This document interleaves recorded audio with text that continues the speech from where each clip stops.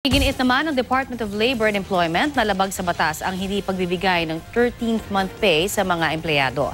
Gaya po ng nararanasan ng kalahati ng mahigit 2 milyong kasambahay sa Pilipinas. Balitang hatid ni Steve Dailisan.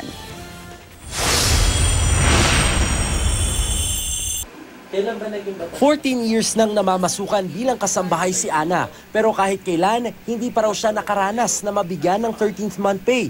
Mabait naman daw mga amo kaya di niya maiwan. At sa darating na Pasko, umaasa siyang susunod na sa batas ang kanyang amo. Ayoko nung kasabi pa manggagal. Alam naman nila yun eh. Kayo ay nabibigyan ng 13th month pay. Ano naman po yung tingin nyo maisusukli nyo dun sa inyong employer?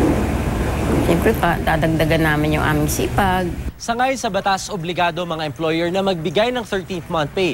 Katumbas ito ng isang buwang sweldo ng isang empleyado. Maging ang mga contractual employees, dapat meron ito ang computation base sa kung ilang buwan silang nagsilbi sa kumpanya.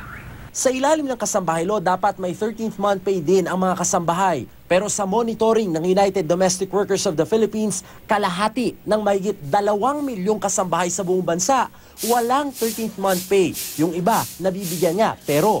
Halimbawa po, 3,000 yung sahod, tapos nagiging 1,000 na lang yung binibigay nila instead na 3,000 na buo. Kung hindi kaya yun, pwede naman magbigay ng sa kalahating taon, di ba? Ibigay yung kalahati, para hindi mabigatan. Ayon sa Labor Department, paglabag sa labor standard ang hindi pagbibigay ng 13th month pay. Harap sila ng mga administrative ng mga kaso, may mga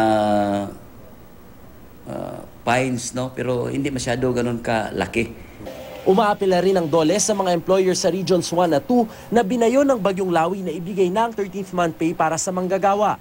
Mainam daw kung bago mag-November 15. Dapat makonsidera ito, no? Itong apila na at least ma-advance para magamit ng mga manggawa natin doon, yung mga kailangan nila. Maaari raw isumbong sa DOLE Hotline 1349 o sa hotline na direkta kay Pangulong Duterte ang mga pasaway na employer. Patuloy naman daw na niluluto ng DOLE ang department order na tatapos sa usapin ng kontraktualisasyon na inaasahang magandang regalo para sa labor sector bago magpasko.